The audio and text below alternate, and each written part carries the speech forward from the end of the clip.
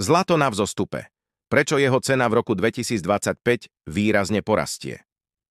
Cena zlata výrazne rastie a v roku 2025 môže prekročiť hranicu $3100 za uncu.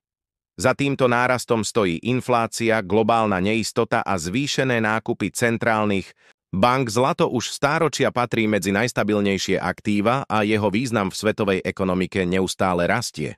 Odborníci predpovedajú, že v roku 2025 môže cena jednej unce prekročiť hranicu $3100, čo predstavuje výrazný nárast oproti predchádzajúcim rokom. Rast ceny zlata poteší najmä tých, ktorí ho už vlastnia. Naopak, tí, ktorí si ho nekúpili včas, môžu ľutovať, že neinvestovali skôr, pretože v roku 2025 je jeho hodnota výrazne vyššia než v minulosti, uviedla Zuzana Dvorská, odborníčka na investície do zlata. Prečo cena rastie? Za 30% nárastom hodnoty zlata stojí kombinácia viacerých faktorov. Globálna neistota, znižovanie úrokových sadzieb, inflácia a masívne nákupy centrálnych bank vytvorili ideálne prostredie pre rast dopytu po tomto drahom kove.